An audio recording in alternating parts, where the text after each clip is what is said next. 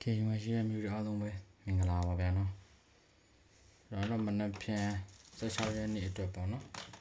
16ရက်နေ့အတွက်ကလေးကိုနော်ဒီမှာလုပ်ပြီးမှဖြစ်တယ်ပေါ့နော်အဲ့တော့ဝင်လာပြီဆိုတော့လက်မလေးတယောက်တစ်ချက်စီနှိပ်ထားပါမယ်ရှင်မူရှားလေးနဲ့ကိုကြီးပေးထားမှာဗျာနော်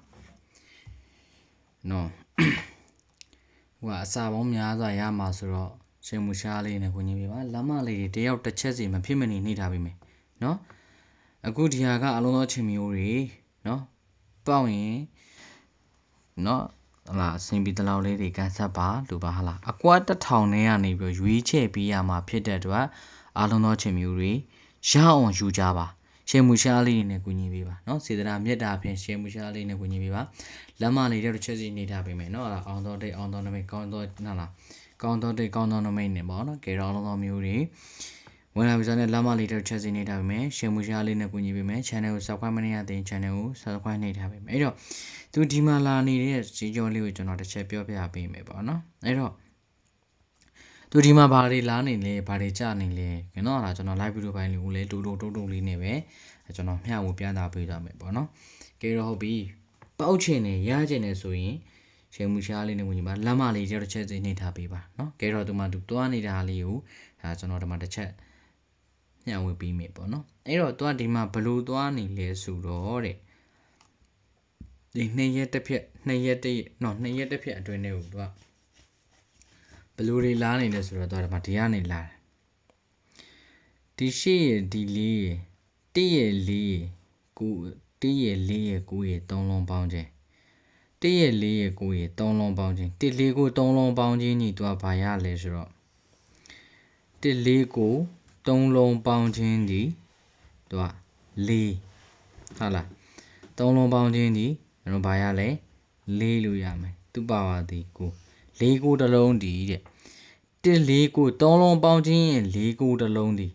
နော်ဟာလားထားလိုက်တော့ကျွန်တော်ဒီမှာ3လုံးပေါင်းခြင်းဒီ1 4ကို3လုံးပေါင်းခြင်းဒီကျွန်တော်4ကိုတွဲရမယ်အဲ့ဒီ4ကိုတွဲဒီ2ရက်အတွင်းဒီ2ပွဲအတွင်းထဲမှာသူက4ကိုတစ်လုံးထိပြရအဲ့တော့ဒီ4ကိုတစ်လုံးကလည်းထိတ်လိုက်လားမလိုက်တော့ခါလေတယ်ဟာလားထိတ်လိုက်လားမလိုက်အလဲတိုင်းမှာတော့4ကိုတစ်လုံးထိုင်ပြရဒီမှာ6ထိုင်လို့ဟုတ်လား6လေနော်6ခါဝင်သွားတယ်ဗောနော်6ခါဝင်သွားတယ်အဲ့တော့ဒီမှာဆိုလို့ရှင်တော့ဒီ8ရဲ့ဒီ9ရဲ့ဒီ9ရဲ့8ရဲ့9ရဲ့9ရဲ့3လုံးပေါင်းခြင်းဒီတော့2ခွန်တွဲအဲ့ဒီ2ခွန်တွဲဒီဒီ3လုံးပေါင်းခြင်းရဲ့2ခွန်တွဲဒီတော့ထိတ်ဝင်မဝင်ရင်ခါလေတိုင်းမှာအဲ့ဒီ2ခွန်တစ်လုံးထိုင်ပြရဆိုတော့ဒီမှာခွန်ဆိုပြီးတော့ထိုင်သွားတယ်ဒီနှစ်ပွဲအတွင်းထဲမှာ9ရဲ့ခွန်ရဲ့3ညရဲ့ဒီ9ခွန်3ည3လုံးပေါင်းခြင်းရဲ့6တက်တွဲ9ခွန်3ည3လုံးပေါင်းခြင်းရဲ့6တက်တွဲဒီ2ရက်အတွင်းထဲမှာဒီနှစ်ပွဲအတွင်းထဲမှာထိတ်ထိုင်တိုင်းမထိုင်ခါလေတိုင်းမှာအဲ့ဒီ6တက်တွဲကြပြီရသူကတော့မှ6ထိတ်ဆိုပြီးတော့လာသွားတယ်ပေါ့နော်အဲ့တော့ဒီမှာဆိုနေတော့ဒီ9ရဲ့ဒီ6ရဲ့ဒီ2ရဲ့9ရဲ့6ရဲ့ဒီ2ပေါင်းခြင်းဒီ3သူ့ပါဝါရှိအဲ့တော့38တွဲအဲ့ဒီ38တွဲဒီသူ့ရဲ့အောက်မှာကြပြီရ2ရဲ့ဒီနှစ်ပွဲအတွင်းထဲမှာ38ဒီထိတ်ဝင်မဝင်ခါလေတိုင်းဝင်ပြီးရနော်အဲ့တော့သူကဒီကနေစပြီးတော့ဆိုရင်တော့ထိတ်စည်းဝင်တယ်လို့ပြောလို့ရတယ်ပေါ့နော်ဟုတ်လား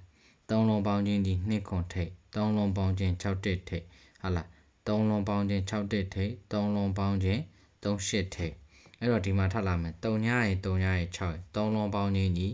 6တက်တွဲပဲအဲ့တော့3လုံးပေါင်းခြင်း6တက်ဒီ2ရက်အတွင်းထဲမှာလာမယ်တော့ဒီမှာလာပြီထိတ်တီးတက်ယူမယ်ဆိုရင်6တက်ထိတ်ဒီမှာသွားကြထားတယ်အဲ့တော့ဒီမှာဆိုလို့ရှိရင်ဒီ6ရဲ့ဒီ1ရဲ့ဒီ1ရဲ့6တက်တက်3လုံးပေါင်းခြင်းဒီ83လို့ရအဲ့တော့6တက်တက်3လုံးပေါင်းခြင်းကြီး83အဲ့ဒါဒီ2ရက်အတွင်းထဲမှာ83ကျိန်လာမယ်ဟုတ်လားပါလာလေ3ထိတ်လူလာသွားတယ်အဲ့တော့ဒီကနေစပြီးတော့ကြည့်မယ်ဆိုရင်3လုံးပေါင်းခြင်းကြီး9ထိတ်3လုံးပေါင်းခြင်းကြီး6တက်ထိတ်3လုံးပေါင်းခြင်းကြီး38ထိတ်3လုံးပေါင်းခြင်းကြီး6တက်ထိတ်3လုံးပေါင်းခြင်းကြီး83ထိတ်အဲ့တော့3လုံးပေါင်းခြင်းကြီးပါလာမလဲ3ရဲ့8ရဲ့9ရဲ့3လုံးပေါင်းခြင်း38ဆိုတော့1 9ပေါင်းခြင်းကြီး8လို့ရအဲ့တော့8သူ့ပါပါတော့83ဒီထိတ်လို့ရမယ်83ဒီထိတ်အဲ့တော့ ဒီရှစ်သုံးထိတ်ကိုတော့ဘာနဲ့ထပ်ပြီးတော့တွဲမလဲဒီရှစ်သုံးထိတ်ကိုဘာနဲ့ထပ်ပြီးတော့လာမလဲကျွန်တော်တို့ဒီအပင်ကြားတွေနဲ့ဟာလားအပီပေါက်ဟာလားအပီပေါက်ဟာလားထိတ်တစ်ပေါက်ထဲအားစားမလို့တော့အပီပေါက်ရှာလို့မရဘူးလားဆိုရင်ရတယ်ရှာလို့ပဲရမယ်ပေါက်ဖို့ကမလွယ်ဘူးဟုတ်ပြီနော်ရှာလို့မရမှုရတယ်ရှာလို့ရတယ်ပေါက်ဖို့ကမလွယ်ဘူးဟုတ်ပြီနော်အလုံးသောမျိုးတွေကြီးလာတဲ့တတန်းတစ်လျှောက်အလုံးသောမျိုးတွေတွေ့မြင်နေရတဲ့တတန်းတစ်လျှောက်မှာအပီပေါက်တော့ကွာကောင်းတစ်ပေါက်စင်းဆိုတာပေါက်ဖို့ကအရန်ခက်ခဲပါတယ်ဟုတ်ပြီနော်အဲ့တော့အလုံးသောမျိုးတွေဒီလိုပေါက်ဖို့ဆိုရင်ဒီလိုပုံစံမျိုးလေးတွေကအလုံးသောချင်မျိုးတွေတို့ကပေါက်ဖို့ရာခိုင်နှုန်းပို့ပြီးတော့များတယ်ဘာကြောင့်လဲဆိုတော့သူတို့မှပေးလာတဲ့ပိန်လေးတွေမစိုးဘူးပေါ့နော်ဟုတ်ပြီနော်အဲ့တော့နောက်ထပ်တစ်ချက်ဒါ38ထိပ်ဒီလိုမျိုးလေးတွေအလုံးသောချင်မျိုးတွေပေါက်ဖို့ရာခိုင်နှုန်းပို့ပြီးတော့များလိမ့်မယ်ဟုတ်ပြီနော်အဲ့တော့ပေါက်ဖို့တာချင်းအတူတူအလုံးသောချင်မျိုးတွေတောက်ကကောင်းတစ်ပေါက်စင်းနေရှာလုံးမြောင်မှုရတယ်ပေါက်ဖို့ကမလွယ်ဘူးအဲ့တော့ဒီဟာလေးတွေကဟာလားရှာရတာတော့မလွယ်ဘူးပေါ့နော်ဒါမျိုးလေးကရှာရတာတော့မလွယ်ဘူးဒါပေမဲ့ပေါက်ဖို့ကတော့အလုံးသောချင်မျိုးတွေရာခိုင်နှုန်းပိုများမယ်ဟုတ်ပြီနော်တိတ်ဟုတ်ပြီအဲ့တော့ဒီ6တက်73ထိပ်ပေါ့နော်ဒီ73ထိပ်ကိုကျွန်တော်တို့ဘာနဲ့ထပ်ပြီးတော့တွဲမလဲ73ထိပ်ကိုဘာနဲ့ထပ်ပြီးတော့ကတ်မလဲဆိုတော့โอเคမှာကျွန်တော်တစ်ချက်ထပ်ပြရပေးမယ်ပေါ့နော် channel တိုင်းလမ်းမလေးတယောက်တစ်ချက်စီနေထားပေးမယ် channel ကို subscribe မနေရသေး channel ကို subscribe နေထားပေးမယ်အဲ့တော့သူကဒီမှာဘာလာထားလဲဆိုတော့ဒီ1ရဲ့ဒီ4ရဲ့နောက်ထပ်တော်ထပ်လာပြီ1ရဲ့4ရဲ့နှလုံးပေါင်းကြီးညီ9သူ့ပါပါ3ည9 3ညတရဲဒီရလေးပဲသူ့ရဲ့အောင်မှာကြပေးရမယ်ဘာနဲ့လဲ4 9 3ညနဲ့တွဲသွားတယ်ဒီမှာဘာလဲ8 9 5ဆိုပြီးတော့9ခုအတွဲလိုက်တွဲကြသွားတယ်အဲ့တော့ဒီမှာလဲသွားဒီလိုပဲဒီ8ရဲ့ဒီ9ရဲ့8ရဲ့9ရဲ့နှလုံးပေါင်းကြီးညီခွန်နဲ့ပါဝါ2 8 9နှလုံးပေါင်းကြီးရင်9တတွဲရလဲ9 2ခွန်2တွဲပေါ့နော်ဒီ9 2ခွန်အတွဲရလဲဘာလာသွားလဲဟုတ်လား9 2ခွန်အတွဲရလဲသွားတယ်မှာကြာသွားတာပဲဘာလာလဲခွန်ဟုတ်လားဒီမှာတော့ဟုတ်လား3လုံးပေါင်းချင်း9 2တွဲကိုဒီနှလုံးပေါင်းချင်း9 2တွဲနဲ့ဟုတ်လားဒီမှာဘာလဲ9ခွန်2ဆိုပြီးတော့ကြာသွားတယ်အဲ့တော့ဒီမှာလဲဒီခွန်ရဲ့ဒီဟုတ်လား9ရဲ့ခွန်ရဲ့နှလုံးပေါင်းချင်းညီ6သူ့ပါဝါ1 6တက်ပဲအဲ့တော့ဒီ6တက်ဒီမှာတော့တွဲပြီးတော့မှာတော့เนาะ6တက်6တက်ဆိုတော့တူညီမှုရှိတယ်နှစ်ချက်ဖြစ်သွားတယ်เนาะနှစ်ချက်ဖြစ်သွားရတဲ့ဒီမှာထပ်မလာတော့အဲ့တော့ဟုတ်ပြီဒီ9ရဲ့ဒီ6ရဲ့9ရဲ့6ရဲ့နှလုံးပေါင်းကြီးညီ1သူ့ပါဝါ6အဲ့တော့16တွဲ3816အပြီးတောင်ဆင်းသွားသေးတယ်ဟာလား38686ဆိုပြီးတော့866ဆိုပြီးတော့အပြီးဆင်းသွားတယ်ဒီမှာဟုတ်ပြီဒါဆိုရင်ထပ်လာဖို့နော်ဒါဆိုကျွန်တော်တို့မှာထပ်လာဖို့ဒီ3ညရဲ့3ညရဲ့3ညရဲ့နှလုံးပေါင်းကြီးညီ3ညသူ့ပါဝါ9ဒါဆိုရင်3ည9 3ည9ကို16နဲ့အဲ့လားတွဲသိမ့်ပြရ3ည9ကို16နဲ့အဲ့လားတွဲသိမ့်ပြရအဲ့တော့သူကဒီမှာကဘာလာထားလဲဆိုတော့9 2ခွန်လို့အတွဲလို့လည်းမလာဘူး6 16လို့တွဲလို့လည်းမရဘူး16 9 3ညတွဲဆိုပြီးတော့ဒီသားလေးမျိုး16ကတလုံး9 3ညတည်းတလုံးသူကအဲ့လိုမျိုးလာပြီးသူကတော့အပူးဆင်းသွားတယ်ဆိုရင်တော့တမျိုးပေါ့အဲ့တော့ဒီမှာက16 9 3ည16ကို9 3ညတွဲနေဆိုရင်ဒီမှာ9 3ည9နဲ့16က1နဲ့ဟုတ်လားအဲ့လိုမျိုးကြာပါဒါဆိုရင်ဒီအောက်မှာထပ်လာဖို့ဆိုရင်ဒီ6ရဲ့ဒီ1ရဲ့6ရဲ့1ရဲ့နှလုံးပေါင်းချင်းဒီခွန်ပါဝါနဲ့8 3တွဲကိုခွန်2နဲ့အပြီးဟုတ်ပြီနော်8 3တွဲကိုခွန်2နဲ့အပြီးဒီမှာဘာသိသွားလဲ38ခွန်ဆိုပြီးတော့အပြီးဆင်းသွားတယ်ဟုတ်ပြီနော်38ခွန်ဆိုပြီးတော့အပြီးဆင်းသွားတယ်ဒါဆိုရင်ဒီအောက်မှာထပ်လာဖို့ဒီ3ရဲ့ဒီ8ရဲ့နှလုံးပေါင်းကြီးညီ1သူ့ပါဝါ6လို့ရတယ်အဲ့တော့38နှလုံးပေါင်းကြီးညီ16အတွဲပေါ့ဒါဆိုရင်ဒီမှာကျွန်တော်တို့ကလာဖို့ဒီမှာလာဖို့က83ကို16နဲ့တွဲရတော့မှာဟုတ်ပြီနော်83ကို16နဲ့တွဲရတော့မှာဆိုတော့ဟုတ်ပြီဒါဆိုရင်ကျွန်တော်တို့ကအတွဲတွဲရသွားပြီဟုတ်ပြီနော်အတွဲတွဲရသွားပြီဆိုတော့ဟုတ်ပြီအားလုံးသောချစ်မျိုးတွေနော်အဲ့ဒီတွဲရတော့83 16တွဲရတော့အားလုံးသောချစ်မျိုးတွေ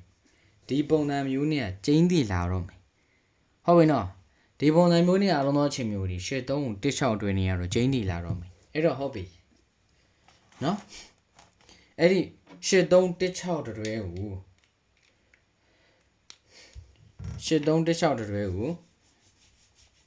အားလုံးသောချစ်မျိုးတွေနော်8316တွဲကိုသူကဘာနဲ့လာလဲဆိုတော့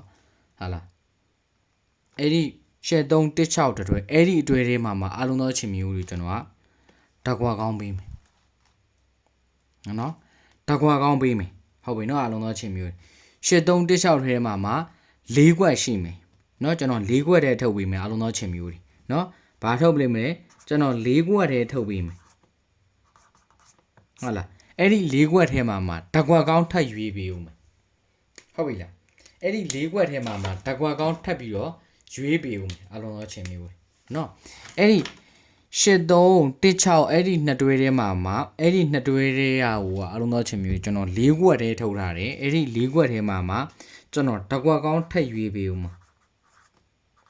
ဟုတ်လား၄ခွက်ထဲမှာဓာတ်ကွာကောင်းထပ်ပြီးတော့ရွေးပေးဦးမှာအဲ့တော့ယူမယ်ဆိုတဲ့အမျိုးတွေရှိတယ်ဆိုရင်အဲ့ဒီ၄ခွက်ကိုတော့ဒီ၄ခွက်ကိုတော့အားလုံးသောချစ်မျိုးတွေအာပတ်လေကစား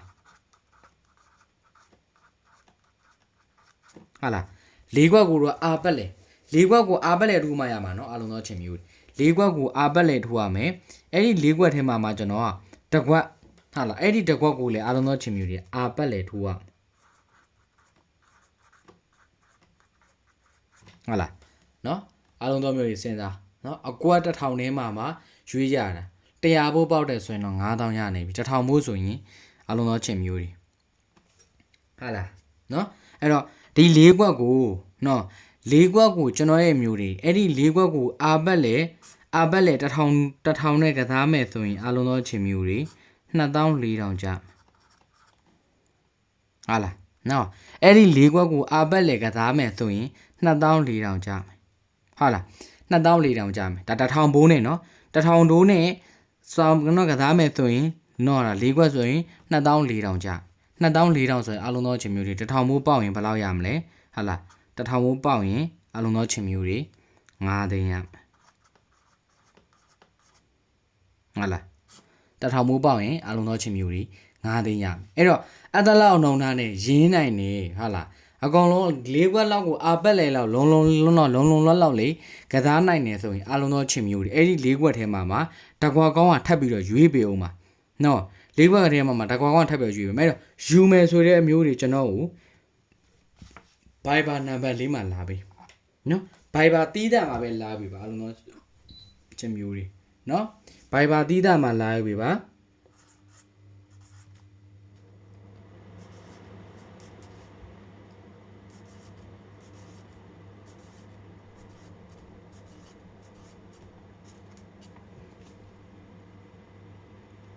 ဟုတ်ပြီနော်အားလုံးသောချစ်မျိုးတွေဒီ Viber နော်ဒီ Viber မှာနော်ဒီ Viber မှာအားလုံးသောချစ်မျိုးတွေလာယူပေးပါနော်ဒီ Viber နံပါတ်မှာလာယူပေးပါအားလုံးသောချစ်မျိုးတွေနော် 3D ဓာတ်ကွာကောင်းနော် 3D ဓာတ်ကွာကောင်းအားလုံးသောချစ်မျိုးတွေနော်ဓာတ်ကွာကောင်းဒီမနက်ဖြန်အတွက်ကိုပေါ့နော်မနက်ဖြန်အတွက်ကိုဓာတ်ကွာကောင်းယူမယ်ဆိုတဲ့မျိုးတွေဒီ Viber နံပါတ်မှာအခုမြင်ပြီးတွေ့ပြီးဆိုတာနဲ့လာယူပါ100ဘိုးပေါက်တာနဲ့9000ရမယ်1000ဘိုးရင်းတာနဲ့9သိန်းရမယ်ကဲတော့ရင်းနိုင်တယ်ဆိုတဲ့အမျိုးတွေအားလုံးပဲလာပြီပါပေါင်းရင်ကန်ဆက်ပြီပါเนาะအားလုံးသောချင်မျိုးတွေပေါင်းရင်ကန်ဆက်ပြီပါအကဲတော့အခုပေါင်းရင်ကန်ဆက်ကကမ္ဘာအားလုံးသောချင်မျိုးတွေမြင်ပြီးတွေ့ပြီးဆိုတာနဲ့ဒီ Viber နံပါတ်မှာအခုတစ်ခါတည်းလာယူပြီအခုမြင်ပြီးအခုတွေ့ပြီးဆိုတာနဲ့အခုတစ်ခါတည်းလာယူပြီမယ်ဗျာเนาะကဲတော့အားလုံးသောချင်မျိုးတွေအားလုံးပဲဝက်လက်ပါဗျ